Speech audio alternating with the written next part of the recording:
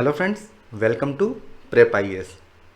दोस्तों, ये lecture ancient India का 9th लेक्चर है और इस लेक्चर में आज हम डिस्कस करेंगे सेंट्रल एशियन कॉन्टैक्ट। उसके बाद हम शुंगाज और सातवाहन के बारे में डिस्कशन करने वाले हैं। दोस्तों, वो सभी लोग जो नए नए हमारे इस चैनल से जुड़े हैं उनके लिए कुछ अहम जानकारी हमारे इस इनिशिएटिव के बारे में। फ्रेंड्स, प्रेप आईएएस ने यूपीएससी प्रीलिम्स 2021 के लिए 3 महीने का फ्री क्रैश कोर्स लॉन्च किया है। 17 मार्च से हमारा ये कोर्स स्टार्ट हो चुका है, जो कि 20 जून तक चलने वाला है। काफ़ी सारे अच्छे फीचर्स हैं, जैसे कि हमारा ये इनिशिएटिव एकदम फ्री है, आपको कुछ भी पेमेंट नहीं करना है। हम लोग कंप्लीट सिलेबस यहाँ पे कवर करवा रहे हैं। 5 फुल लेंथ मॉक टेस्ट होंगे, जहाँ पे आप अपनी परफॉर्मेंस को जज कर सकते हो। स्टैटिक एंड डायनामिक दोनों ही पोर्शन को हम लोग यहाँ पे कवर करवा रहे हैं। संडे को हम लोग एक तो सी सेट की क्लासेस ले रहे हैं और साथ ही साथ डाउट क्लियरिंग सेशन हो रहा है, जहाँ पे आप अपने डाउट्स को रिजोल्व कर सकते हो। हमारे टेलीग्राम चैनल पे आपको स्टडी मटेरियल, नोट्स और हमारे तमाम वीडियोस की पीडीएफ हम लोग अवेलेबल करवा रहे हैं। हमारी सबसे बड़ी स्ट्रेंथ है हमारी फैकल्टी, जिसे यूपीएससी टीचिंग का या फिर यूपीएससी एग्जामिनेशन का काफ़ी अच्छा एक्सपीरियंस है, भले ही वो प्रीलिम्स हो, मेंस हो या फिर इंटरव्यू हो। इसलिए हमारा ये इनिशिएटिव आप लोगों के लिए काफ़ी फ़ायदेमंद रहेगा। इसलिए मेरी आपसे रिक्वेस्ट है कि हमारे इस इनिशिएटिव को आप अपने फ्रेंड सर्किल में, अपने ग्रुप्स में आप फॉरवर्ड कीजिए, शेयर कीजिए, ताकि मैक्सिमम लोग हमारे इस फ्री इनिशिएटिव से जुड़ सकें। एंड दोस्तों, अगर आपको डिटेल शेड्यूल जानना हो, रजिस्ट्रेशन लिंक जानना हो, हमारे टेलीग्राम चैनल का लिंक जानना हो, तो आप डिस्क्रिप्शन बॉक्स में जाइए, वहाँ पे आपको सारे के सारे लिंक्स मिल जाएंगे। अब दोस्तों, इससे पहले वाले लेक्चर में हमने मौर्यन एम्पायर डिस्कस किया था। लगभग 200 बीसी तक वो चलता है। अब इस वाले चैप्टर में हम लोग 200 बीसी से जो 300 एडी वाला पीरियड है उसको हम डिस्कस करेंगे। एंड दोस्तों, इस पीरियड में हम लोग इस चीज़ को देखते हैं कि मौर्य की तरह कोई एक बड़ा एम्पायर हमको देखने को नहीं मिलता है। इस फोटो में आप देख सकते हैं ये मौर्यन एम्पायर था, लेकिन अब 200 बीसी से लेके 300 एडी के बीच में हमको इतना बड़ा एम्पायर देखने को नहीं मिलता है। इस पीरियड को हम period of political disintegration and cultural assimilation भी कहते हैं। दोस्तों, इसका मतलब क्या हुआ? ये जो इतना बड़ा मौर्यन एम्पायर था, अब ये डिसइंटीग्रेट होने लगता है। क्यों?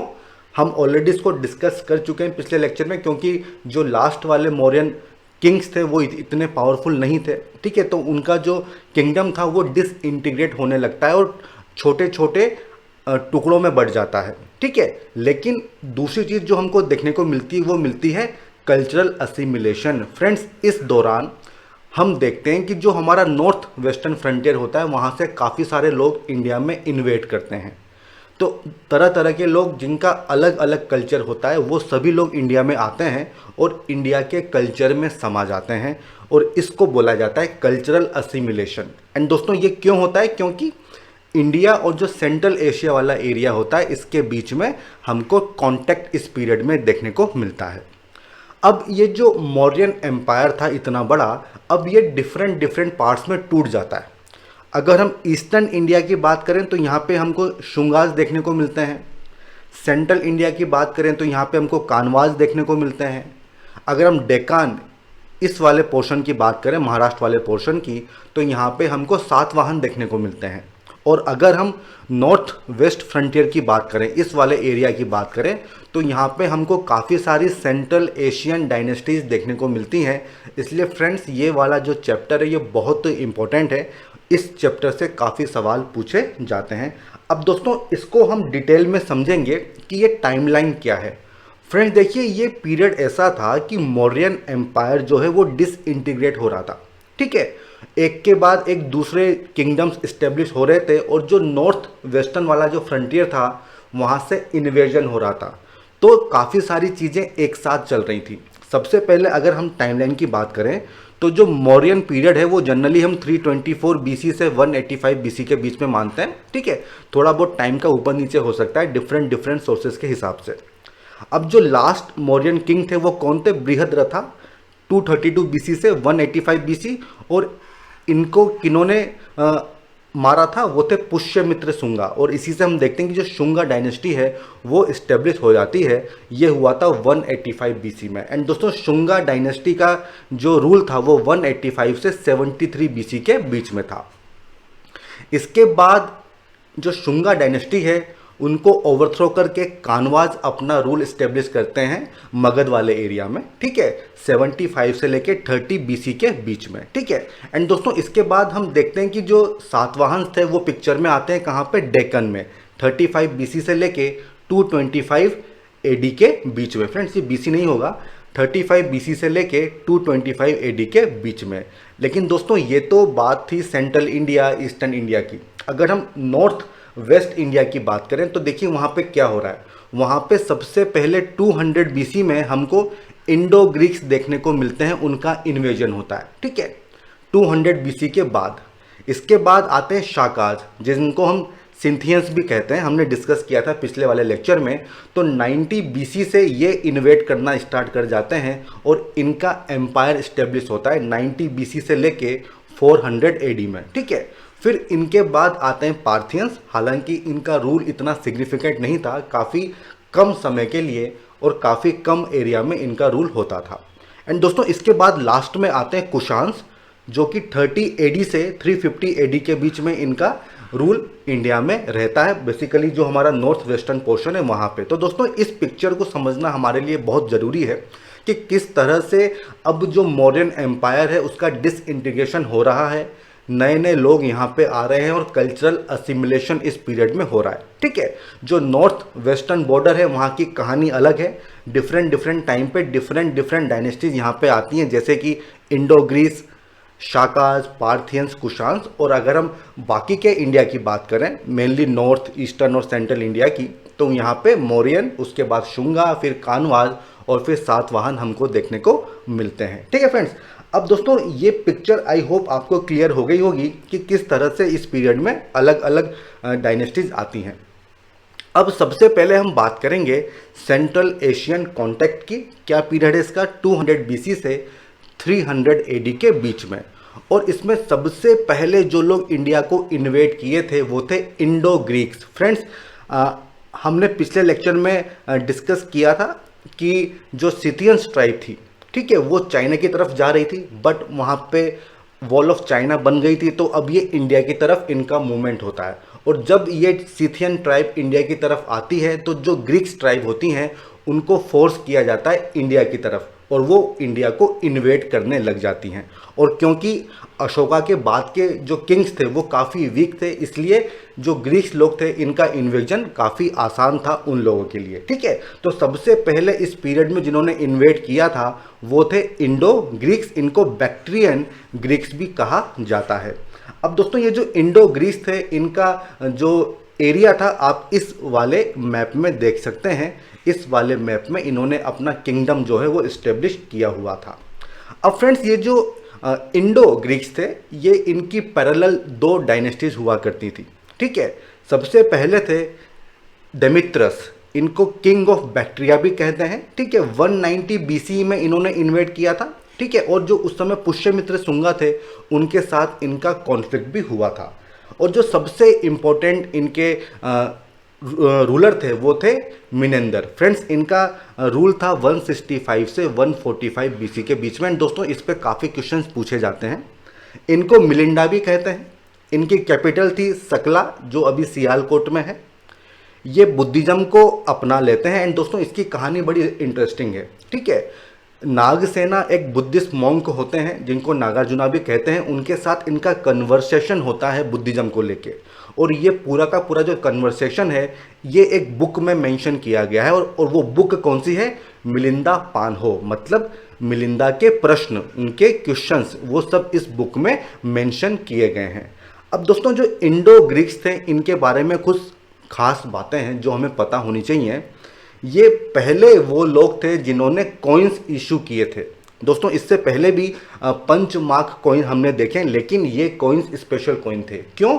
क्योंकि इन कॉइन्स में उस समय के जो किंग हुआ करते थे उनकी फ़ोटो होती थी, ठीक है, डेट होती थी। तो हम पक्के तौर पे कह सकते हैं कि भाई ये जो कॉइन है ये किस किंग ने इनको इशू किया था, किस टाइम पीरियड पे इशू किया था। तो ये चीज़ हमको पहली बार इस समय देखने को मिलती है। ये जो इंडो ग्रीस थे ये सबसे पहले किंग्स थे जिन्होंने भारत में गोल्ड कॉइन्स जो हैं इशू किए थे। तो ये भी सवाल बन सकता है कि सबसे पहले गोल्ड कॉइन्स किसने इशू किए थे, तो आपका जवाब होगा इंडो ग्रीक्स। अब दोस्तों इनका कुछ कंट्रीब्यूशन रहा है। सबसे पहला है कि जो आर्ट एंड आर्किटेक्चर है उसमें जो हेलेनिस्टिक आर्ट फीचर्स होते हैं वो इंट्रोड्यूस किए गए थे, और उसी के चलते हम लोग देखते हैं कि जो गंधार स्कूल ऑफ आर्ट है वो डेवलप होता है। फ्रेंड्स ये बहुत इंपॉर्टेंट है और गंधार स्कूल ऑफ आर्ट को हम डिटेल में कुछ स्लाइड्स में डिस्कस करेंगे। ठीक है फ्रेंड्स, इसके अलावा जब इंडो ग्रीक्स के बाद जो नेक्स्ट जो डायनेस्टी इंडिया में आती है वो है शाकाज। इनको सिथियंस भी कहते हैं फ्रेंड्स, ठीक है, शाकाज या फिर सिथियंस। एंड दोस्तों ये जो शाकाज थे ये भारत में एक साथ नहीं आए थे। आप ऐसा समझ सकते हैं कि ये इनके 5 कबीले हुआ करते थे और इनकी 5 ब्रांचेज आप कह सकते हो। पहली ब्रांच थी अफगानिस्तान में, दूसरी ब्रांच थी पंजाब में जिसकी कैपिटल थी तक्षशिला, तीसरी ब्रांच थी मथुरा में फ्रेंड्स जहाँ पे इन्होंने तकरीबन 200 साल तक अपना राज किया था, चौथी इनकी ब्रांच थी वेस्टर्न इंडिया। फ्रेंड्स इस मैप में ये वाला जो पोर्शन है, ठीक है, ये वेस्टर्न इंडिया वाला पार्ट है और यहाँ पे 4th सेंचुरी एडी तक शाकाज अपना रूल करते हैं। और दोस्तों इतनी लंबी समय तक जो इन्होंने अपना रूल किया था इस वेस्टर्न इंडिया वाले पीरियड में, तो इसका सबसे बड़ा कारण क्या था, इनकी इकोनॉमी जो कि सी ट्रेड पे बेस्ड थी, क्योंकि ये पूरा जो वेस्टर्न कोस्ट है यहाँ पे आपको सी ट्रेड काफ़ी अच्छे से आप कर सकते थे। एंड दोस्तों इस पीरियड में काफ़ी ज़्यादा सिल्वर कॉइन्स इशू किए गए थे और इनके जो सबसे फेमस रूलर थे उनका क्या नाम था, रुद्रदमन वन, ठीक है, जो कि वेस्टर्न इंडिया में रूल करते थे। जो 5वीं ब्रांच थी वो थी अपर डेकान में। ठीक है फ्रेंड्स, तो ये चीज़ आपको याद रखनी होगी कि जो शाकाज थे वो इंडो ग्रीक्स के बाद में आए थे। ठीक है, इनका जो एरिया था वो इंडो ग्रीक के एरिया से काफ़ी बड़ा था, वो आप इस मैप में आराम से देख सकते हो। ये 5 ब्रांचेज में आते हैं और उसमें सबसे जो फेमस ब्रांच है वो कौन सी है, वेस्टर्न इंडिया। और जो उसका सबसे फेमस जो रूलर था उसका क्या नाम था, रुद्रदमन। और क्यों इन्होंने इतने लंबे समय तक रूल किया था वेस्टर्न इंडिया में, क्योंकि सी ट्रेड पे ये डिपेंडेंट थे और वो काफ़ी फल फूल रही थी, काफ़ी फ्लोरिश हो रही थी। तो दोस्तों ये मैंने आपको बताया शाकाज के बारे में। अब इनसे जुड़ी कुछ इंपॉर्टेंट इन्फॉर्मेशन है, जैसे कि फ्रेंड्स 58 BC में क्या होता है, जो उज्जैन के किंग होते हैं उनकी फाइट होती है शाकाज के साथ और इसमें शाकाज हार जाते हैं। अब दोस्तों ये जो किंग ऑफ उज्जैन थे इनका नाम था विक्रमादित्य। एंड दोस्तों इस इवेंट की खुशी में इसको कॉमेमोरेट करने के लिए उन्होंने विक्रम संवत की स्थापना की थी 58 BC में। दोस्तों तो ये सवाल पूछा जा सकता है कि विक्रम संवत कब से स्टार्ट होता है, तो आपका जवाब होगा 58 BC से। ठीक है, अब दोस्तों ये जो रुद्रदमन वन है इनका टेन्योर था 130 AD से लेके 150 AD के बीच में, और इनसे जुड़ी काफ़ी कुछ इन्फॉर्मेशन है हमारे पास जिनसे सवाल पूछे जा सकते हैं। एक तो जो सातवाहन थे उनके साथ इनकी काफ़ी फाइट होती रहती थी। ठीक है, उनके साथ इनके मैरिटल संबंध भी थे। जो वशिष्ठ पुत्र सतकर्णी थे वो इनके सन इन लॉ हुआ करते थे। ठीक है, बाद में इन्होंने अपने आप को हिंदुइज्म में कन्वर्ट कर लिया था, आप इनके नाम से भी देख सकते हो रुद्रदमन। ठीक है, तो ये एक हिंदू नाम है। ठीक है, इनको एक टाइटल दिया गया था और वो टाइटल क्या था, मका क्षत्रपा। ठीक है, तो ये भी सवाल पूछा जा सकता है। इसके अलावा दोस्तों जो रुद्रदमन थे इन्होंने सुदर्शना लेक को रिपेयर किया था। फ्रेंड्स हमने जब अशोकन एडिक्ट के बारे में बात की थी तो वहाँ पर भी हमने सुदर्शना लेक के बारे में बात की थी। ये कहाँ पर है, कथियावार में। और ये हमको कहाँ से पता चलता है, जो जूनागढ़ इंस्क्रिप्शन है वहाँ से हमको इस संबंध में पता चलता है। ये जो सुदर्शना लेक थी ये मौर्यन टाइम पे बनाई गई थी और इसका पर्पस क्या था, इरिगेशन। ठीक है, उसकी रिपेयरिंग करवाई गई थी रुद्रदमन वन के द्वारा। इसके अलावा दोस्तों जो रुद्रदमन थे वो संस्कृत को काफ़ी पसंद करते थे, उसको काफ़ी प्रमोट किया था। और रुद्रदमन वो पहले व्यक्ति थे जिन्होंने फर्स्ट एवर चेस्ट इंस्क्रिप्शन, मतलब काफ़ी बड़ा एक इंस्क्रिप्शन होगा संस्कृत में लिखा हुआ, वो हमको देखने को मिलता है। इससे पहले जो हमको इंस्क्रिप्शन मिलते थे वो प्राकृत लैंग्वेज में मिलते थे। तो दोस्तों ये सब इंपॉर्टेंट इन्फॉर्मेशन है जिस पे सवाल पूछे जाते हैं। Next one is Parthians. Friends, Parthian rule हमारे लिए इतना इम्पोर्टेंट नहीं है, क्योंकि देखिए एक तो काफ़ी कम एरिया था जिस पे ये रूल करते थे और काफ़ी कम पीरियड के लिए इन्होंने रूल किया था। जो इनके सबसे फेमस किंग थे उनका नाम था गोंडोफेरेंस। दोस्तों ये नाम आपको याद रखना होगा, गोंडोफेरेंस। ये एक पार्थियन किंग थे। एंड दोस्तों ऐसा माना जाता है कि सेंट थॉमस वो इन्हीं के समय में इंडिया में उनकी एंट्री होती है। किस लिए? क्रिश्चियनिटी को फैलाने के लिए। अब दोस्तों ये जो शाकास थे, पार्थियंस थे, ये सब इंडियन सोसाइटी का एक इंटीग्रल पार्ट बन जाते हैं। ठीक है दोस्तों, मतलब जो इंडिया का कल्चर है उसको ये अपना लेते हैं, वो यहीं पे आके बस जाते हैं। अब फ्रेंड्स अगला आता है कुशांस। दोस्तों बहुत इंपॉर्टेंट है ये हमारे लिए इस एग्जामिनेशन पॉइंट ऑफ व्यू से।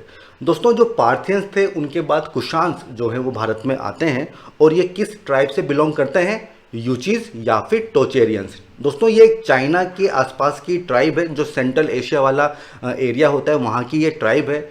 एक नोमैडिक ट्राइब होती है, मतलब एक जगह से दूसरी जगह जो विचरण करती रहती है, वो ये एक ट्राइब थी, नोमैडिक ट्राइब। ठीक है, और इनका जो एम्पायर था वो रिवर ऑक्सस से लेके रिवर गंगा के बीच में था। मतलब दोस्तों देखिए काफ़ी बड़ा इनका एरिया था, सेंट्रल एशिया से लेके बनारस के बीच में। एंड दोस्तों इस एरिया में USSR, Afghanistan, Iran, Pakistan, north India, ये सभी इसमें शामिल होते हैं। दोस्तों इतना बड़ा एरिया एक सिंगल रूल के अंदर आता है, और दोस्तों इसी के चलते हम देखते हैं कि डिफरेंट कल्चर के लोग इस पीरियड में मिलते हैं और एक नया कल्चर सामने निकल के आता है। इसलिए दोस्तों ये पीरियड हमारे लिए बहुत इंपॉर्टेंट है।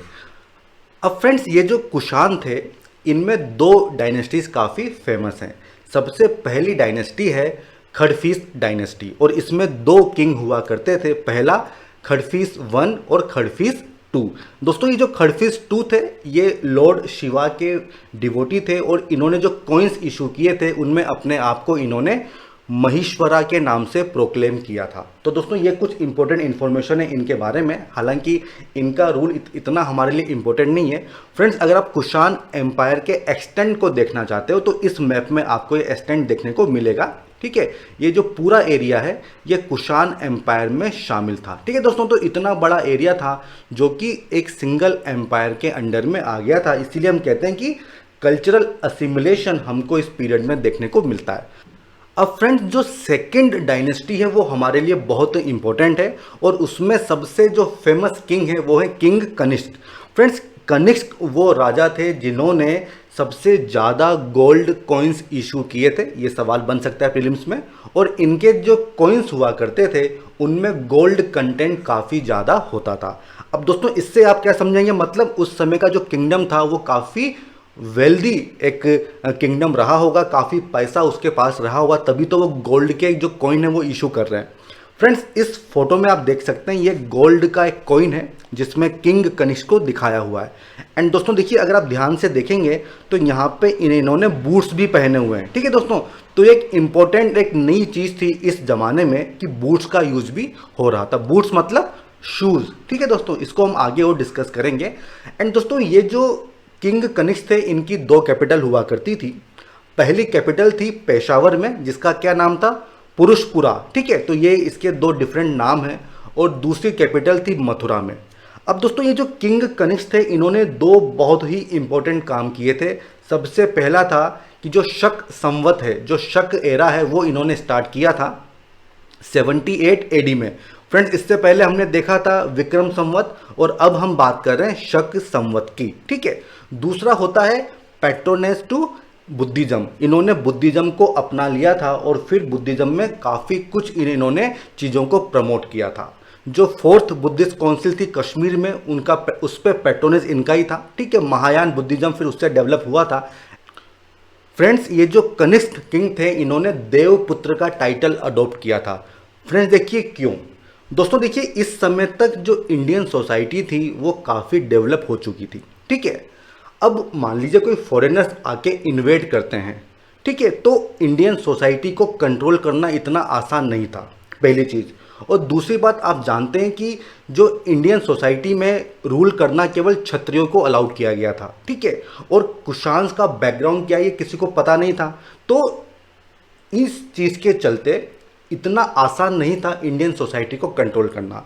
इसलिए उन्होंने क्या रास्ता चुना? डिवाइन ओरिजिन, कि हम लोग जो हैं हमें भगवान ने भेजा है, ठीक है, हम जो है भगवान की संतान है, देवपुत्र हैं, ठीक है। तो जब आपका ओरिजिन जो है आप डिवाइन से उसको कनेक्ट कर दोगे तब फिर लोगों को समझाना इतना मुश्किल नहीं होता है। तो हम देखते हैं कि ये जो कुषाण लोग होते हैं, जो कनिष्क किंग थे, इन्होंने अपने आप को देवपुत्र का टाइटल दिया था।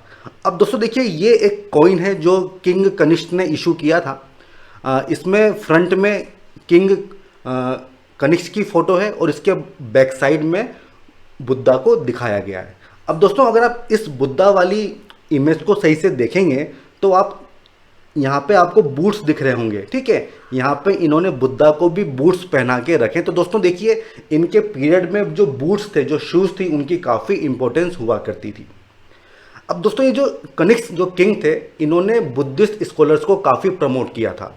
इनके ज़माने में कुछ बहुत ही इंपॉर्टेंट बुद्धिस्ट स्कॉलर्स हैं, जैसे कि वाशुमित्रा जिन्होंने महाविभाषा लिखी हुई है, अश्वघोषा जिन्होंने बुद्ध चरिता लिखी है, चरका जिनको आयुर्वेद का फादर माना जाता है, नागार्जुना, ठीक है। तो ये सभी इनके समय के इंपॉर्टेंट स्कॉलर्स हुआ करते थे। अब दोस्तों ये जो कनिष्क थे, ऐसा नहीं था कि ये केवल बुद्धिज्म को प्रमोट कर रहे थे, ठीक है, ये सभी धर्मों के प्रति इनका टॉलरेंस था। इवन जो हिंदू गॉड्स हैं, जो ग्रीक गॉड्स हैं, उन सबके प्रति इनका सम्मान था। तो एक तरह का रिलीजियस टॉलरेंस हमको यहाँ पे देखने को मिलता है। फ्रेंड्स, अब हम बात करेंगे impact of central Asian contact की, और इसमें सबसे पहले हम डिस्कस करेंगे स्ट्रक्चर्स एंड पोट्री। दोस्तों इस पीरियड में जो बिल्डिंग एक्टिविटीज़ थी उसमें काफ़ी ज़्यादा एडवांसमेंट होता है।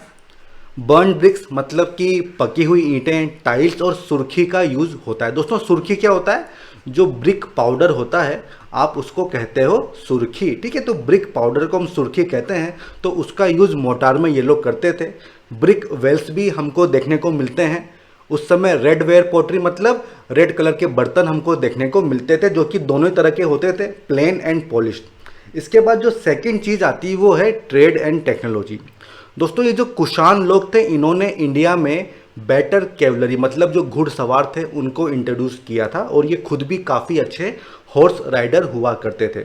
दोस्तों इनके अच्छे घुड़सवार होने के पीछे काफ़ी कारण थे।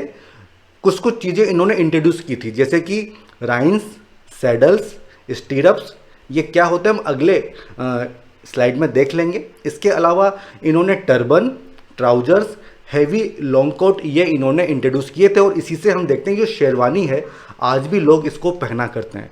फ्रेंड्स ये जो स्टैचू है ये किंग कनिष्क का स्टैचू है। ये हेडलेस स्टैचू है जो हमको मिलता है मथुरा में, और इसमें आप देख सकते हैं कि इन्होंने एक लॉन्ग ओवर कोट पहना हुआ है, बूट्स वगैरह पहने हुए हैं। तो ये सब चीज़ें इन्होंने इंट्रोड्यूस की थी। कैप, हेलमेट, बूट्स ये सब इन्होंने इंट्रोड्यूस किया था, जिसकी वजह से ये अच्छे घुड़सवार होते थे, और इसी की वजह से ये इतना बड़ा एम्पायर खड़ा करने में कामयाब होते हैं। अब फ्रेंड्स इस फोटो में आप देख सकते हैं कि रीन्स का मतलब क्या होता है? जो घोड़े की लगाम होती है उसको रीन्स कहते हैं। सैडल मतलब इस चीज़ को सैडल बोलते हैं जहाँ पे आप बैठ सकते हैं। और दोस्तों इनका पर्पस क्या था? ताकि आपका बैलेंस बना रहे, और इसी वजह से हम देखते हैं कि जो कुषाण लोग होते हैं ये काफ़ी अच्छे घुड़सवार होते हैं। अब फ्रेंड्स क्योंकि कुषाण एम्पायर काफ़ी बड़ा था, ठीक है, तो इस दौरान सेंट्रल एशिया और इंडिया के बीच में कांटेक्ट होता है। काफ़ी सारा गोल्ड हमको सेंट्रल एशिया से मिलता है।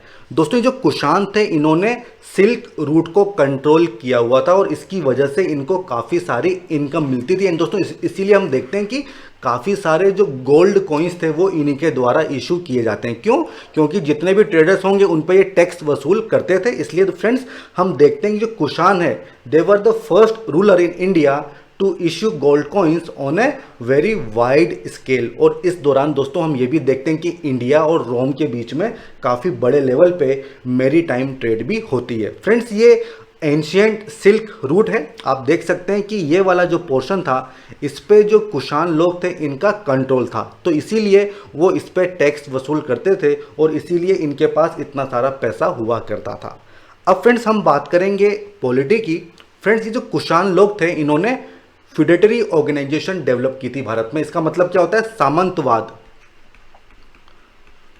अब इसमें क्या होता है दोस्तों, जैसे मान लीजिए ये बहुत बड़ा एम्पायर है तो इसको छोटे छोटे एरियाज में डिवाइड कर दिया जाएगा, ठीक है, और एक और हर एरिया को एक फ्यूडल लॉर्ड को समर्पित कर दिया जाएगा कि भाई इसका जुडिशियल और जो एडमिनिस्ट्रेटिव कंट्रोल है वो आपके पास रहेगा। इसको बोलते हैं फ्यूडेटरी ऑर्गेनाइजेशन, मतलब सामंतवाद। अब दोस्तों अगर मान लीजिए कि जो सेंट्रल किंग है अगर वो वीक हो जाएगा तो इसमें नुकसान क्या होगा कि ये जो फ्यूडल लॉर्ड्स हैं ये अपने आप को इंडिपेंडेंट मानने लग जाएंगे, ठीक है। तो इसमें एक समस्या होती है और यही चीज़ हम यहाँ पर भी देखते हैं, ठीक है। जो बाद में गुप्ता डायनेस्टी आती है उसके पीछे यही एक कारण था, ये हम अगले चैप्टर में डिस्कस करेंगे। अब फ्रेंड्स ये जो कुषाण थे ये अपने आप को डिवाइन ओरिजिन का मानते थे, सन ऑफ गॉड मानते थे, ये ऑलरेडी मैं आपको डिस्कस कर चुका हूँ। इसके अलावा इन्होंने भी सेटअप सिस्टम जो था वो इन्होंने इंट्रोड्यूस किया था। अपने एरिया को काफ़ी सारी सेटअप्स मतलब प्रोविंसेस में इन्होंने जो है डिवाइड कर दिया था। तो हम कह सकते हैं कि एक लेस सेंट्रलाइजेशन मतलब केंद्रीकरण हमको देखने को नहीं मिलता है इनकी पॉलिटी में। इसके अलावा दोस्तों क्योंकि देखिए नई ट्राइब थी, नया ये किंगडम था और लोगों के ऊपर कंट्रोल करना है, तो इस दौरान हमको मिलिट्री गवर्नरशिप की प्रैक्टिस भी देखने को मिलती है, ठीक है फ्रेंड्स। आई होप आप इस चीज़ को समझ पा रहे होंगे। अब दोस्तों अगला टॉपिक आता है new elements in Indian society. Friends देखिए जो ग्रीक्स थे, शाकास थे, पार्थियंस थे, कुशांस थे, ये इंडिया से बिलोंग नहीं करते थे। ये सेंट्रल एशिया, ग्रीक इस तरफ से इंडिया में आए थे, लेकिन जब इंडिया में आते हैं तो ये अपनी ओरिजिनल आइडेंटिटी जो है खो देते हैं और पूरी तरह से इंडियनाइज मतलब भारतीय हो जाते हैं, ठीक है। इनको भारतीय सोसाइटी में क्षत्रिय के तौर पे एब्सॉर्ब किया जाता है। एंड दोस्तों जहाँ तक मनु की बात है तो मनु ने इनको कहा था सेकंड क्लास क्षत्रिय। दोस्तों ये सवाल पूछा जा सकता है तो ये आपको याद रखना होगा। दोस्तों अब आता है रिलीजन। फ्रेंड्स ये लोग अलग अलग रिलीजन को फॉलो करते थे, जैसे कि कुछ वैष्णविज्म को फॉलो करते थे और इसके लिए एक अच्छा एग्जाम्पल है हमारे पास हेलियोडोरस का, जो कि एक ग्रीक एम्बेसडर थे और इन्होंने भगवान विष्णु को ऑनर करने के लिए विदिशा में एक पिलर लगाया था और पॉसिबली इस पिलर के ऊपर गरुड़ रहा होगा, अब नहीं मिलता है, ठीक है। तो इससे आप समझ सकते हैं कि वो लोग वैष्णविज्म को फॉलो करते थे।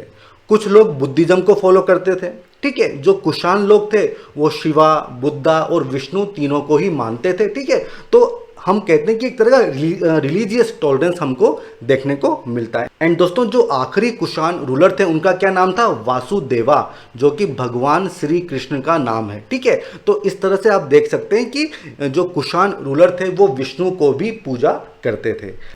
Next one is the origin of Mahayana Buddhism.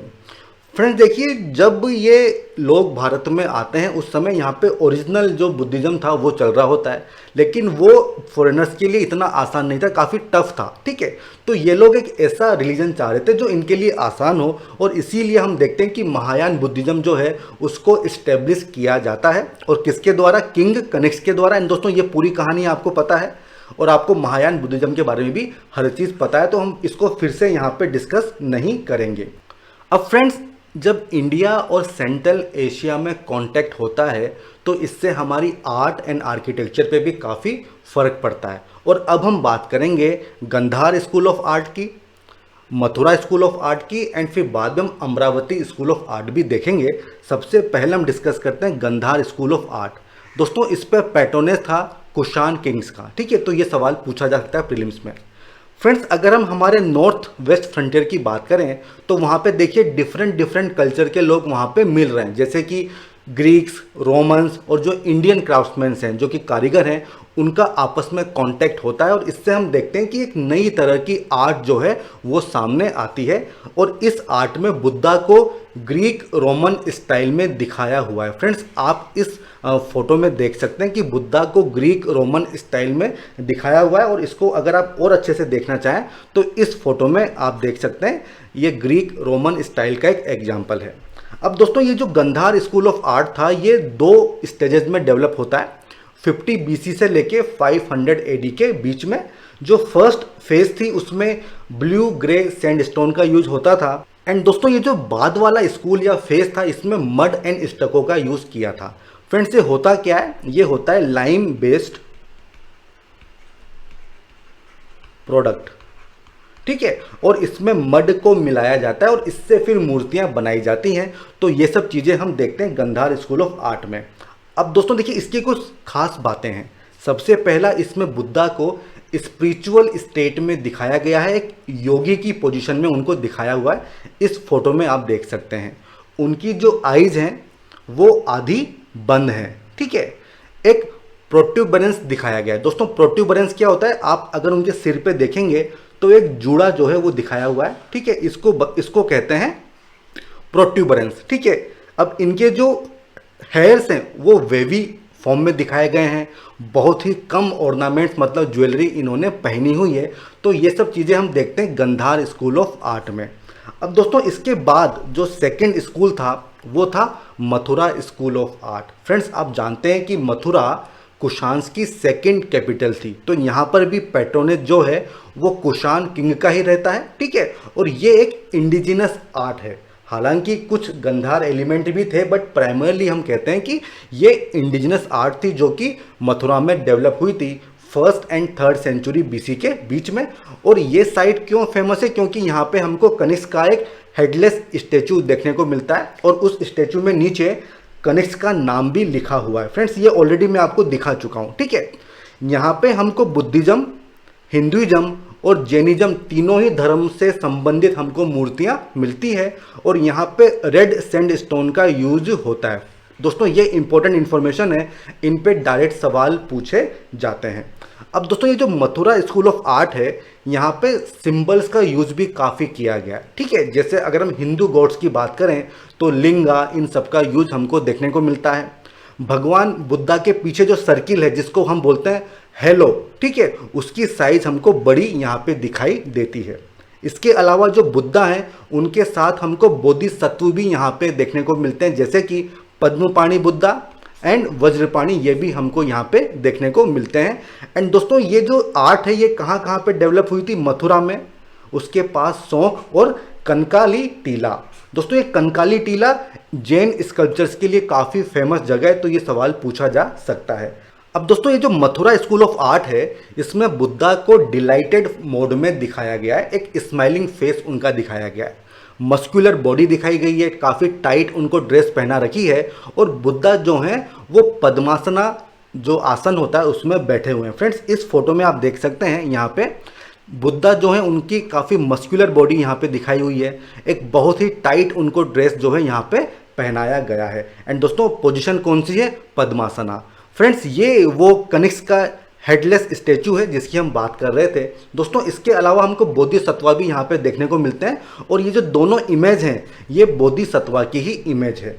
अब दोस्तों इसके अलावा कुछ हमको जैनिज्म की भी इमेज मिलती है। ये एक जैन तीर्थंकर हैं, उनकी हमको यहाँ पे इमेज देखने को मिल रही है। इसके अलावा ये जो दोनों इमेज हैं ये भगवान विष्णु की हैं। तो इसलिए हम कहते हैं कि जो मथुरा स्कूल ऑफ आर्ट है वहाँ पे केवल बुद्धिज्म ही नहीं बल्कि जैनिज्म और जो हिंदुइज्म है उसकी भी इमेजेस हमको देखने को मिलती हैं और ये सवाल भी पूछा जा सकता है। और इस पर किसका पैट्रोनेज था, कुषाण का, तो ये हमको याद होना चाहिए। अब दोस्तों अगला जो स्कूल आता है वो आता है अमरावती स्कूल। इसका कुषाण से कोई संबंध नहीं था, ठीक है। इस पे सातवाहन जो रूलर्स थे उनका पैट्रोनेज था और ये कौन थे ये हम आगे वाली स्लाइड्स में हम डिटेल में इनके बारे में बात करेंगे। एंड दोस्तों ये वाला स्कूल भी पूरा का पूरा इंडिजिनस था, इसमें किसी भी तरह का ग्रीक या फिर रोमन का हमको कोई इन्फ्लुएंस देखने को नहीं मिलता है। दोस्तों जब हम बात करते हैं गंधार की और मथुरा की तो वहाँ पे सिंगल इमेज पे फोकस होता है, लेकिन अमरावती स्कूल में दोस्तों सिंगल इमेज पे फोकस न होके एक नैरेटिव आर्ट पे फोकस होता है। मतलब एक तरह की कहानी यहाँ पे बताई जा रही है, कहानी के माध्यम से चीज़ों को समझाया जा रहा है, ठीक है। एक डायनामिक इमेजेस का यूज़ किया जा रहा है, ठीक है, जिससे एक कहानी के तौर पे आप पूरी स्टोरी को समझ सकते हैं। तो वो सब हमको देखने को मिलता है अमरावती स्कूल में और मेनली बुद्धिस्ट एलिमेंट हमको यहाँ पे देखने को मिलते हैं। त्रिभंगा पोजीशन जिसमें बॉडी में 3 बैंड होते हैं वो उसका काफ़ी एक्सेसिव यूज यहाँ पे किया गया है। वाइट मार्बल, लाइमस्टोन, इनका भी यूज हमको यहाँ पे देखने को मिलता है। फ्रेंड्स देखिए जो मैं नैरेटिव आर्ट की बात कर रहा था वो देखिए यहाँ पे एक स्टोरी को समझाया गया है, ठीक है। तो इसको कहते हैं नैरेटिव आर्ट। यहाँ पर भी आप देख सकते हैं, यहाँ पर भी आप देख सकते हैं। अब फ्रेंड्स अगला आता है स्तूपा। फ्रेंड्स देखिए ऑलरेडी स्तूपा बनाए गए थे, पहले ही बन चुके थे, लेकिन उनमें रिनोवेशन इस फेज में हमको देखने को मिलता है। भले ही वो बरहुट स्तूपा हो जो कि एमपी में है, या फिर सांची स्तूपा हो। इसके अलावा फ्रेंड्स हमको अमरावती एंड नागार्जुन कोंडा में भी स्तूपा देखने को मिलते हैं। हालांकि उनका संबंध सातवाहन से है, तो वो हम अलग टॉपिक में यहाँ पे कवर करेंगे। फ्रेंड्स अगला आता है लिटरेचर एंड लर्निंग। फ्रेंड्स इस फेज में संस्कृत लिटरेचर को काफ़ी प्रमोट किया गया था। ठीक है, हमने देखा था कि किस तरह से जो रुद्रदमन वन थे वो संस्कृत को प्रमोट कर रहे थे। कुषाण जो हैं उनके पैट्रोनेज में काफ़ी सारे बुद्धिस्ट स्कॉलर थे, जैसे कि अश्वघोषा। उन्होंने बुद्ध चरिता लिखी थी जो कि बुद्धा की बायोग्राफी है। और इसके अलावा इन्होंने एक संस्कृत काव्य भी लिखा था जिसका नाम क्या था, सौंदर नंदा। दोस्तों ये भी इंपॉर्टेंट है, इस पर सवाल पूछा जा सकता है कि जो सौंदर नंदा था वो किसने लिखा था। इसके साथ ही जो महायान बुद्धिज्म है उसके डिफरेंट टेक्स्ट भी इस फेज में लिखे जाते हैं, जैसे कि अवधनाज, महावस्तु एंड दिव्य वदना। फ्रेंड्स इस फेज में हम इंडियन थिएटर का डेवलपमेंट भी देखते हैं, मतलब भारतीय नाटक। यूज ऑफ कर्टन्स इस पीरियड में इंट्रोड्यूस होता है, मतलब पर्दे। फ्रेंड्स जब कोई नाटक होता है तो आपने देखा है कि पहले एक पर्दा होता है, वो पर्दा हटाया जाता है, उसके बाद वो नाटक स्टार्ट होता है। तो ये कॉन्सेप्ट हमको इसी पीरियड में देखने को मिलता है और ये हमने बोरो किया था ग्रीक से। ठीक है, और इसके लिए एक नाम दिया था यवनिका, मतलब कर्टन्स। फ्रेंड्स ये क्वेश्चन ऑलरेडी प्रीलिम्स में पूछा जा चुका है। एंड दोस्तों इसीलिए हम जितने भी फॉरेनर्स बाद में आते हैं उनको हम क्या कह के बुलाते हैं, यवन। तो ये भी आपको याद रखना होगा। दोस्तों इसी फेज में कामसूत्रा को कंपोज किया जाता है और किसके द्वारा, वत्स्यायना के द्वारा उसको कंपोज किया जाता है। तो ये भी एक इंपॉर्टेंट इन्फॉर्मेशन है जिस पे सवाल पूछा जा सकता है। अब दोस्तों इसके बाद आता है साइंस एंड टेक्नोलॉजी। फ्रेंड्स इस दौरान जो इंडियन एस्ट्रोनॉमी और एस्ट्रोलॉजी में हमको काफ़ी एडवांसमेंट देखने को मिलता है, क्योंकि सेंट्रल एशिया और इंडिया के बीच में हमको कॉन्टैक्ट देखने को मिल रहा था। जैसे कि जो ग्रीक टर्म होती है होरोस्कोप, उसके चलते होरोशास्त्र जो है वो वर्ड था एस्ट्रोलॉजी का संस्कृत में। ठीक है, जहाँ तक बात है मेडिसिन की, बॉटनी, केमिस्ट्री की, तो इसमें सबसे इंपॉर्टेंट रोल आता है चरक और दूसरा है सुश्रुता। तो इन दोनों ने काफ़ी बड़े लेवल पे कंट्रीब्यूशन दिया था। चरक ने लिखी थी चरक संहिता, जिसमें प्लांट्स और हर्ब्स के बारे में बताया गया है कि आप ड्रग्स जो है प्लांट से किस तरह से बना सकते हैं। वो सब हमको इस चरक संहिता में पता चलती हैं। इसके अलावा दोस्तों क्योंकि बूट्स हमने देखे हैं कि काफ़ी बड़े पैमाने पे यूज होते थे, तो इस दौरान लेदर के शूज़ भी काफ़ी बड़े लेवल पे बनाए जाते थे। और कॉइन्स तो खैर है ही सही, हमने देखा है कि किस तरह से अब कॉइन्स जो हैं गोल्ड के कॉइन्स इशू किए जा रहे हैं। ठीक है, उनमें अच्छी अच्छी इमेजेस वगैरह दिखाई जाती थी। दोस्तों इसके अलावा इंडिया की तरफ से जो रोमन एम्पायर था उसमें 2 एम्बेसी भेजी जाती है। फर्स्ट एम्बेसी थी AD 2728 में, और उस समय कौन रोमन एम्परर थे, किंग ऑगस्टस। और सेकंड भेजी गई थी AD 110-120 में, और उस समय कौन थे रोमन एम्परर, ट्राजन। तो दोस्तों ये भी आपको याद रखना होगा। और इस तरह के कॉन्टेक्ट से इंडिया और रोम के बीच जो कांटेक्ट हुआ था उससे नई टेक्नोलॉजी हमको सीखने को मिलती है, जैसे कि ग्लास वर्क, वो हमको यहाँ पे सीखने को मिलती है। तो दोस्तों यहाँ पे सेंट्रल एशियन कांटेक्ट तो हो गया है ख़त्म। ठीक है, अब हम बात करेंगे शुंगा डायनेस्टी की। 185 BC से लेके 73 BC के बीच में ये डायनेस्टी हुई थी, और इसके फाउंडर कौन थे, पुष्यमित्र शुंगा, जो कि बृहद्रथा, जो कि आखिरी मौर्यन किंग थे, उनके दरबार में आर्मी चीफ हुआ करते थे। उनको इन्होंने मार दिया था, अपना खुद का शासन स्थापित कर लिया था, और इनकी कैपिटल कहाँ पे थी, पाटलिपुत्रा में। ठीक है फ्रेंड्स, तो ये इंपॉर्टेंट इन्फॉर्मेशन है जो हमें पता होनी चाहिए।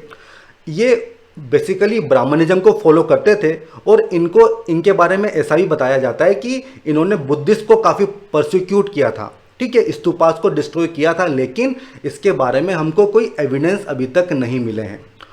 इनके कार्यकाल के दौरान जो सांची और बरहुट स्तूपा है उसको रिनोवेट किया गया था। दोस्तों ये बहुत इंपॉर्टेंट इन्फॉर्मेशन है, इस पर काफ़ी सवाल बनते हैं। इसके अलावा जो वैदिक सेक्रीफाइसेस होते थे, जैसे कि अश्वमेध, राजसूय, वाजपेय, वो सब शुंगा डायनेस्टी के लोग जो हैं परफॉर्म किया करते थे। अब दोस्तों बरहुट और सांची स्तूपा हमारे लिए इम्पोर्टेंट है। ये जो बरहुट स्तूपा है ये शुरुआत में बनाया गया था अशोका ने, लेकिन दोस्तों जो शुरुआत में जो स्तूपा बनाए गए थे वो बहुत ही सिंपल स्तूपा थे। केवल एक माउंड जो है वो होता था, जो एक टीला होता है केवल वो ही बनाया जाता था। लेकिन आज जो हम स्तूपा देखते हैं उसमें हमको काफ़ी कुछ चेंजेस देखने को मिलते हैं। और वो क्यों देखने को मिलते हैं? क्योंकि ये जो शुंगा हो गए, सातवाहन हो गए, इन्होंने काफ़ी उसमें चेंजेस किए थे, काफ़ी रिनोवेशन किया था। फ्रेंड्स, ये जो बरहुट स्तूपा है, इसकी जो रेलिंग्स हैं वो हमको कोलकाता के इंडियन म्यूजियम में देखने को मिलती हैं। फ्रेंड्स, ये जो रेलिंग्स थी इन पे हमको बुद्धा की लाइफ की स्टोरीज देखने को मिलती हैं, जिसको कहते हैं जातक कथाएं, जातक टेल्स। मतलब बुद्धा के प्रीवियस बर्थ की जो स्टोरीज हैं वो सब हमको इन पैनल्स पे देखने को मिलती हैं। फ्रेंड्स, इस फोटो में आप देख सकते हैं ये बरहुट जो स्तूपा है उसकी रेलिंग है, जो कि म्यूजियम है कोलकाता का, वहाँ पे इसको रखा गया है। फ्रेंड्स, देखिए इसकी जो रेलिंग है यहाँ पे हमको जातक स्टोरीज देखने को मिलती हैं। आप इस वाले डायग्राम में देख सकते हैं कि जो बुद्धा के प्रीवियस बर्थ की कहानियाँ हैं उनको पैनल पे समझाया गया है। अब दोस्तों, इसके बाद आता है सांची स्तूपा। फ्रेंड्स, देखिए जो सांची में केवल एक ही स्तूपा नहीं है, वहाँ पे काफ़ी सारे स्तूपा हैं, लेकिन फेमस जो है 3 ही स्तूपा हैं। और उनमें भी जो नंबर 1 है उसको ग्रेट स्तूपा के नाम से जाना जाता है। फ्रेंड्स, देखिए जब बुद्धा की डेथ हुई थी तो हमने देखा था कि 9 स्तूपा जो हैं वो बनाए गए थे, ठीक है। लेकिन उसके बाद में अशोका ने उन सबको खुलवा दिया था और लगभग 84,000 स्तूपा बनाए गए थे डिफरेंट जगहों पे, ठीक है। लेकिन ये स्तूपा काफ़ी सिंपल स्तूपा थे, इनमें हमको किसी तरह की डिज़ाइन वगैरह देखने को नहीं मिलती है। लेकिन शुंगा और सातवाहनों ने इनमें काफ़ी ज़्यादा चेंजेस किए थे, ठीक है। अब ये जो सांची स्तूपा है इसमें शुंगा ने भी और जो सातवाहन थे इन्होंने भी काफ़ी चेंजेस किए थे। जो हम 4 तोरण देखते हैं, जो स्टोन गेट्स देखते हैं, उनका क्रेडिट जाता है सातवाहन को। तो दोस्तों ये इंपॉर्टेंट इन्फॉर्मेशन है, इस पर सवाल पूछे जा सकते हैं। एंड दोस्तों, इन पैनल्स पे जो स्टोरीज बताई गई हैं वो है वेसांतरा जातक स्टोरीज, ठीक है। तो ये सवाल पूछा जा सकता है कि कौन सी जातक स्टोरीज जो हैं सांची के स्तूपा में बताई गई हैं, तो आपका जवाब होगा वेसांतरा जातक स्टोरीज। फ्रेंड्स, ये पिक्चर है सांची स्तूपा की, जो वहाँ का ग्रेट स्तूपा है। और इस फोटो में आप एंट्री गेट्स या फिर तोरण देख सकते हो। फ्रेंड्स, ये तोरण शुरुआत में नहीं थे, इनको बाद में बनवाया गया था। और किसने बनवाया था? सातवाहन जो किंग थे उन्होंने इसको बनवाया था। फ्रेंड्स, ये जो तोरणस हैं, ये जो पैनल्स हैं, इनमें जातक स्टोरीज जो हैं वो डिपिक्ट की गई हैं। फ्रेंड्स, आप इस पैनल में देख सकते हैं कि किस तरह से स्टोरी को आर्ट की फॉर्म में यहाँ पे दिखाया गया है। अब दोस्तों, इनसे जुड़ी एक इम्पोर्टेंट इन्फॉर्मेशन है, वो है साल भंजिका। फ्रेंड्स, ये क्या होती है? दोस्तों देखिए, अगर हम एक बार फिर से ये वाला फोटो देखें तो ये जो लेडी यहाँ पे दिखाई गई है ये है साल भंजिका। तो ये भी सवाल पूछा जा सकता है, बहुत इंपॉर्टेंट है। दोस्तों, बुद्धिस्ट आर्ट में एक वुमेन की इमेज को दिखाया गया है जो कि एक ट्री या एक पेड़ को होल्ड करके खड़ी है, और उस लेडी को कहा जाता है साल भंजिका। फ्रेंड्स, ये इंपॉर्टेंट है और ये आपको बुद्धिस्ट आर्ट में देखने को मिलेगी। और ये आप यहाँ पे इसको भी देख सकते हैं, ये साल भंजिका की इमेज है, इसको आप यहाँ पर भी देख सकते हैं। तो ये इमेज किसकी है? साल भंजिका की। फ्रेंड्स, इस वाले मैप में आप शुंगा जो एम्पायर था उसके एक्सटेंट को देख सकते हैं कि किस एरिया में ये लोग रूल किया करते थे, ठीक है फ्रेंड्स। तो आई होप आपको ये कॉन्सेप्ट जो है ये क्लियर हुआ होगा कि उनका रूल कहाँ पे था, साल भंजिका क्या होती है, स्तूपा में किस तरह से शुरुआत में स्तूपा थे, फिर अशोका ने कुछ चेंजेस किए, फिर शुंगाज ने कुछ चेंजेस किए, तो वो सब हमको यहाँ पे देखने को मिलते हैं। अब दोस्तों, इसके अलावा जो पुष्यमित्र शुंगा थे उन्होंने पतंजलि, जो कि एक संस्कृत ग्रामेरियन थे, उनको भी इन्होंने पैटर्नाइज किया था और पतंजलि ने लिखा था महाभाष्य। तो ये सवाल पूछा जा सकता है, ठीक है। पुष्यमित्र शुंगा के बाद नेक्स्ट कौन आते हैं? अग्निमित्रा, 149 बीसी से 141 बीसी। और इनके बारे में इंपॉर्टेंट इन्फॉर्मेशन क्या है कि जो कालिदास की पोयम है मालविका अग्निमित्राम, तो उसके हीरो यही हैं, यही अग्निमित्रा हैं जो उसके हीरो होते हैं। अब फ्रेंड्स, जो आखिरी शुंगा किंग थे देवभूति, उनको उनके ही मिनिस्टर थे वासुदेव कानवा, उनके द्वारा उनको मारा जाता है। और फिर इसके साथ ही हम देखते हैं कि मगध वाले एरिया में कानवा डायनेस्टी की शुरुआत हो जाती है 73 से 28 बीसी के बीच में। दोस्तों, थोड़ा बहुत इसमें टाइमलाइन ऊपर नीचे हो सकती है, तो उसमें आप ज़्यादा लोड मत लेना।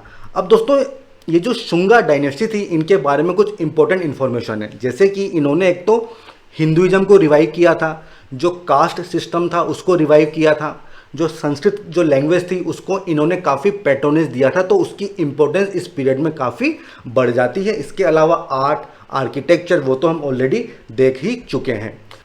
दोस्तों अब हम बात करेंगे सातवाहन डायनेस्टी की। फ्रेंड्स इनका रूल कहाँ पे था? जो डेक्कन वाला एरिया है वहाँ पे इनका रूल हुआ करता था। दोस्तों जिस समय मगध में कानवा डायनेस्टी अपना रूल कर रही थी, उसी समय डेक्कन एरिया में एक पावरफुल डायनेस्टी सातवाहन उसका एमरजेंस होता है। अब दोस्तों ये सातवाहन मतलब 7 प्लस वाहन, मतलब ड्रिवन बाय 7। इसका मतलब जो भगवान सूर्य का जो रथ होता है उसके साथ इसका संबंध था। और इनके जो पहले किंग थे उनका क्या नाम है? सिमुका।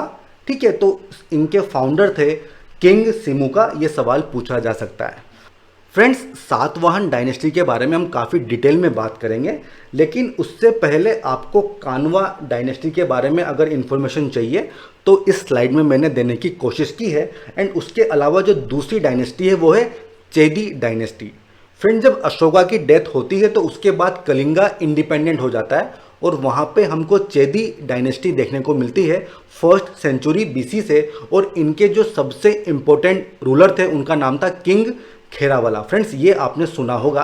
और इनसे जुड़े जो फेमस इंस्क्रिप्शन है वो कौन से हैं? हाथी गुम्पा इंस्क्रिप्शन। दोस्तों ये जो किंग खेरावाला थे ये जैनिज्म को फॉलो करते थे, ठीक है, और इनकी सातवाहन के साथ भी इनकी फाइट हुई थी। इन्होंने श्री सतकर्णी को डिफीट किया था और ये भी इंफॉर्मेशन हमको मिलती है, जो हाथी गुम्पा इंस्क्रिप्शन है उनसे हमको ये इंफॉर्मेशन पता चलती है। अब दोस्तों ये जो सातवाहन थे, हम सबसे पहले इनकी पॉलिटिकल हिस्ट्री की बात करेंगे। ठीक है, ये डेक्कन में और जो सेंट्रल इंडिया वाला जो पोर्शन था वहाँ पे ये मौर्य के बाद के सक्सेसर बनते हैं। और पुराणों में इनको आंध्रा के नाम से बताया गया है। जो मत्स्य पुराण है, जो वायु पुराण है, उनमें इनको आंध्रा के नाम से संबोधित किया है, सातवाहन वर्ड यूज नहीं किया है। ठीक है, तो ये एक इंपॉर्टेंट इंफॉर्मेशन है। अब दोस्तों ये जो शुरुआत में जो सातवाहन किंगडम था ये महाराष्ट्र में था, ठीक है, और बाद में ये कर्नाटका और जो आंध्र प्रदेश वाला एरिया है वहाँ पर भी ये फैल जाता है। और इनके सबसे बड़े जो कॉम्पिटिटर थे वो कौन से थे? शाकाज। ये जो सातवाहन होते थे इनको दक्षिण पथपति का भी टाइटल दिया जाता था। फ्रेंड्स मैं फिर से रिपीट कर रहा हूँ, दक्षिण पथपति का टाइटल दिया गया था जो सातवाहन किंग्स थे उनको। तो ये भी एक इम्पोर्टेंट इन्फॉर्मेशन है।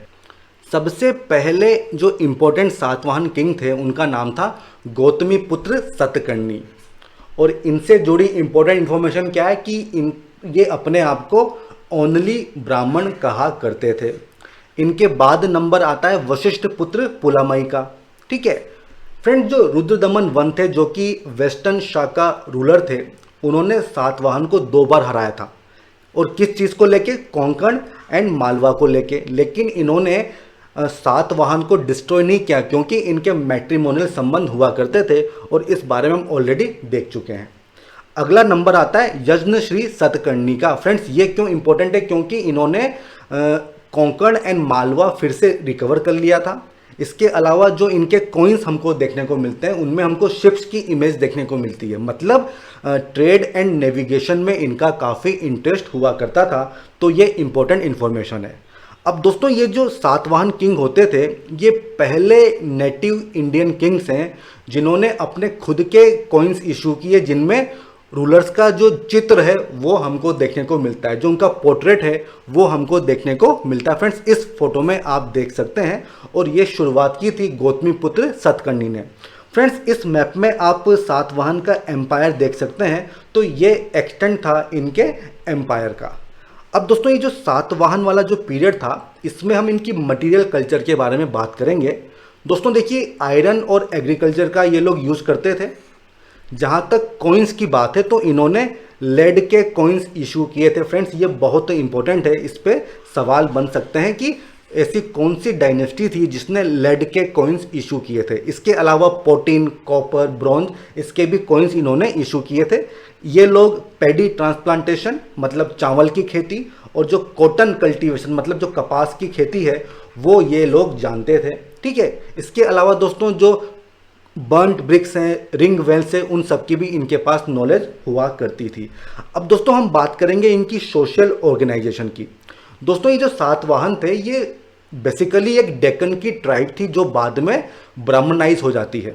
ठीक है, जहाँ तक गौतमी पुत्र सतकर्णी की बात है तो उनका ये क्लेम था कि उन्होंने 4 फोल्ड वर्ण सिस्टम को इस्टेब्लिश किया है। ठीक है, ये जो सातवाहन थे ये पहले किंग थे जिन्होंने लैंड ग्रांट देना स्टार्ट किया था ब्राह्मण लोगों को। फ्रेंड्स, ये बहुत ही इंपॉर्टेंट इवेंट था और इस पे सवाल बनते हैं कि वो कौन सी पहली डायनेस्टी थी जिन्होंने ब्राह्मण्स को लैंड ग्रांट्स देना स्टार्ट किया था। ठीक है दोस्तों, ये जो सातवाहन थे ये अपने आप को ब्राह्मण कहते थे, जबकि दोस्तों ये जो काम था रूल करना ये क्षत्रियों का काम था, लेकिन ये अपने आप को ब्राह्मण कहा करते थे। तो यहाँ पे 2 इन्फॉर्मेशन हमारे लिए बहुत इंपॉर्टेंट है। सबसे पहला, इन्होंने लेड के कॉइन्स इशू किए थे, और दूसरा जो लैंड ग्रांट वाली प्रैक्टिस है वो भी सातवाहन रूलर्स ने ही स्टार्ट की थी। अब दोस्तों इनके पीरियड में हमको कॉमर्स एक्टिविटीज़, क्राफ्ट एक्टिविटीज़ काफ़ी देखने को मिलती है, तो इससे जो आर्टिशंस होते हैं, जो मर्चेंट्स होते हैं, उनकी इम्पोर्टेंस काफ़ी बढ़ जाती है और ये लोग बुद्धिस्ट मॉन्क्स को डोनेशन वगैरह भी देना स्टार्ट करते हैं।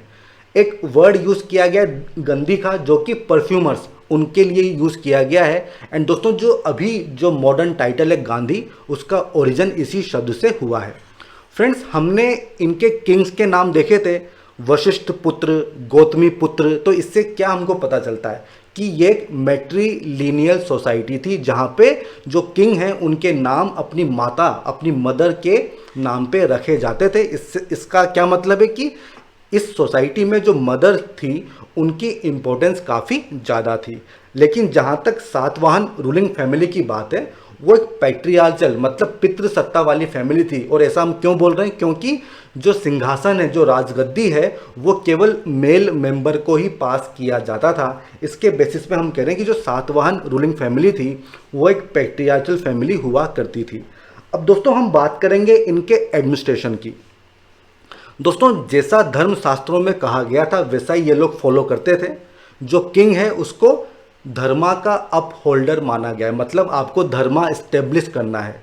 और ऐसा बताया गया था कि जो किंग है उसमें राम, भीम, केशवा, अर्जुन, ये जो एंशिएंट गॉड्स हुआ करते थे, इनकी क्वालिटी इनमें मौजूद है। डिस्ट्रिक्ट के लिए एक शब्द यूज़ किया गया है अहरा। तो ये सवाल पूछा जा सकता है कि अहर का मतलब क्या होता है। अमात्या एंड महामात्राज ऑफिशियल्स थे जिनको अपॉइंट किया जाता था। इसके अलावा इनके एडमिनिस्ट्रेशन में हमको मिलिट्री एंड फ्यूडल एलिमेंट भी देखने को मिलता है, वही सामंती। सेनापति मतलब प्रोविंशियल गवर्नर होता था। एंड दोस्तों जहाँ तक रूरल एडमिनिस्ट्रेशन की बात है उसका हेड होता था गोलमिका। तो ये आपको याद रखना होगा कि गोलमिका का मतलब क्या है। सातवाहन किंगडम में हेड ऑफ रूरल एडमिनिस्ट्रेशन मतलब गोलमिका। तो ये चीज़ आपको याद रखनी होगी। अब दोस्तों इसके अलावा कुछ टर्म्स ऐसी हैं जिसको काफ़ी कॉमनली यूज़ किया गया है, जैसे कि कटका एंड स्कंदवराज। फ्रेंड्स ये सवाल पूछा जा सकता है कि इसका क्या मतलब है। तो उस जमाने में जो मिलिट्री कैंप्स हुआ करते थे, जो सेटलमेंट्स हुआ करते थे, उसके लिए इन टर्म्स को यूज़ किया जाता था, कटका एंड स्कंदवराज। अब दोस्तों हमने देखा था कि लैंड ग्रांट की प्रैक्टिस इन्होंने स्टार्ट की थी। इसमें क्या होता था कि जो ब्राह्मण हैं और जो बुद्धिस्ट मॉन्क्स हैं इनको पूरे के पूरे विलेज ही दे दिए जाते थे। ठीक है, और वो एकदम टैक्स फ्री होंगे, मतलब उस विलेज का जितना भी टैक्स होगा वो गवर्नमेंट के पास नहीं जाएगा, वो जाएगा ब्राह्मण लोगों के पास, क्योंकि वो पूरा का पूरा विलेज जो है ब्राह्मण को ही दे दिया है। इसका मतलब दोस्तों एक तरह के स्मॉल इंडिपेंडेंट आइलैंड जो है बना दिए जाते थे। जब भी किसी विलेज को किसी ब्राह्मण को दे दिया गया तो ब्राह्मण ही उसका मालिक होगा। ठीक है फ्रेंड्स, अब हम बात करेंगे रिलीजन की। फ्रेंड्स ये जो सातवाहन किंग्स थे ये ब्राह्मण हुआ करते थे, वैदिक सेक्रीफाइसेस परफॉर्म करते थे। जो वैष्णवा गॉड्स हैं जैसे कि कृष्णा, वासुदेवा, इनकी ये लोग पूजा करते थे। लेकिन इसका ये मतलब नहीं था कि बुद्धिज्म को इन्होंने प्रमोट नहीं किया। इन लोगों ने बुद्धिज्म को भी प्रमोट किया था एंड मोस्टली जो महायान बुद्धिज्म है उसको इन्होंने प्रमोट किया था। एंड दोस्तों इनके 2 इंपॉर्टेंट सेंटर हुआ करते थे, एक था अमरावती और एक नागार्जुनकोंडा, जहाँ पे सातवाहन किंगडम ने काफ़ी अच्छा काम किया था। दोस्तों अब हम बात करेंगे आर्किटेक्चर की, और उसमें सबसे पहले आता है रॉक कट आर्किटेक्चर। मतलब दोस्तों पहाड़ियों को काट के जो आर्किटेक्चर बनाया गया था उसको कहा जाता है रॉक कट आर्किटेक्चर। एंड दोस्तों यहाँ पे एक टर्म आती है चैत्य एंड विहार। इनमें क्या डिफरेंस होता है दोस्तों? चैत्य मतलब होता है टेम्पल जहाँ पे आप पूजा करते हो, ठीक है, और विहार मतलब क्या होता है, मोनेस्ट्री मतलब एक रेजिडेंस हॉल होगा जहाँ पर जो मॉन्क्स हैं वो बारिश के सीजन में आके वहाँ पे रहेंगे। तो ये डिफरेंस आपको पता होना चाहिए। विहार तो हमको अशोकन टाइम पे ही देखने को मिल गए थे, जबकि चैत्य जो है वो हमको इस पीरियड में देखने को मिलते हैं। और सबसे इंपॉर्टेंट चैत्य है करले चैत्य, जो कि महाराष्ट्र में है। और दूसरा दोस्तों, एलोरा केव्स, यहाँ पे हमको विहार देखने को मिले हैं। ये जो फोटो है ये एलोरा केव्स की है, जहाँ पे ये जितने भी रूम्स हैं ये सब विहार हैं जहाँ पे मॉन्क्स रहा करते थे। फ्रेंड्स, ये जो फोटो है ये करले चैत्य की है। फ्रेंड्स, यहाँ पे आप देख सकते हैं कि ये अंदर एक स्तूपा भी दिया हुआ है, काफ़ी सारे पिलर्स आपको यहाँ पे देखने को मिलेंगे। तो इस तरह का ये स्ट्रक्चर होता था, ठीक है। और यहाँ पे लोग पूजा करते थे। और यहाँ पे आप देखिए एक स्तूपा भी आपको देखने को मिल रहा है। अब दोस्तों इसके बाद अगली चीज़ आती है उदयगिरी एंड खांडेगिरी केव्स। फ्रेंड्स, हमने खेरावाला किंग्स को देखा था, ठीक है, 1st and 2nd century BC में। तो ये जो उदयगिरी खांडेगिरी केव्स हैं इनका संबंध किंग खेरावाला से ही है। ये man made and natural caves दोनों का ही एक मिक्सचर है। और ये क्यों बनाई गई थी, ताकि जो जैन मॉन्क्स हैं उनको रहने के लिए जगह दी जा सके। फ्रेंड्स, जो किंग खेरावाला थे वो जैनिज्म को फॉलो करते थे। और यहाँ पे हमको हाथी गुम्पा इंस्क्रिप्शन देखने को मिलते हैं जो कि ब्राह्मी स्क्रिप्ट में लिखे हुए हैं। एंड दोस्तों ये जो इंस्क्रिप्शन है यहाँ पे हमको जैनों का प्रसिद्ध नवकार महामंत्र भी देखने को मिलता है। और इनसे जुड़ी दूसरी भी एक केव है, उसका क्या नाम है, रानी गुम्पा केव। फ्रेंड्स, ये दोनों ही आपको याद होना चाहिए, उदयगिरी केव, खांडेगिरी केव, और इसका एक पोर्शन क्या है, रानी गुम्पा केव। इन तीनों का संबंध यहीं से है। अब फ्रेंड्स, इस फोटो में आप उदयगिरी एंड खांडेगिरी केव्स को देख सकते हैं। फ्रेंड्स देखिए, इस तरह के ये विहार होते थे जहाँ पे मॉन्क्स के रहने के लिए यहाँ पे रूम्स वगैरह बनाए गए थे।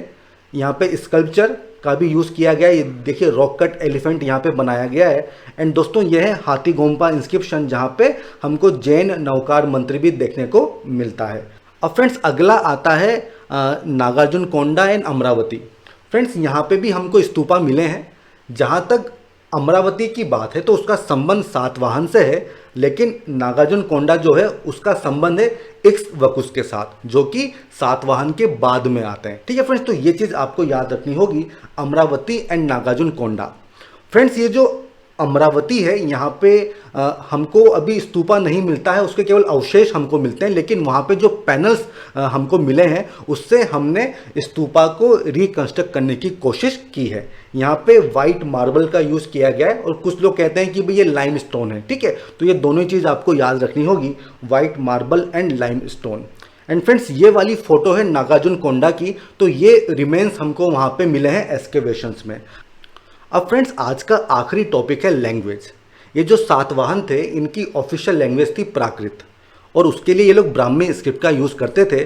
और यहाँ पे दो इम्पोर्टेंट टेक्स्ट हमको समझने होंगे। सबसे पहला है गथा सप्तसती। फ्रेंड्स, ये एक प्राकृत टेक्स्ट है जो कि सातवाहन किंग हाला के लिए डेडिकेट किया गया था, ठीक है। और दूसरा है बृहद कथा, जो कि किंग हाला के मिनिस्टर गुणाध्याय के द्वारा कंपोज किया गया था। दोस्तों ये दोनों नाम आपको याद रखने होंगे, बृहद कथा एंड गथा सप्तसती। फ्रेंड्स, हमारा ये लेक्चर यहाँ पे ख़त्म हो गया है। आई होप आपको ये लेक्चर पसंद आया होगा। अगर आपके कोई सजेशन है तो आप कमेंट सेक्शन में लिख के मुझे बता सकते हैं। हम फिर मिलेंगे एक नए वीडियो के साथ दोस्तों। तब तक के लिए गुड बाय, थैंक यू।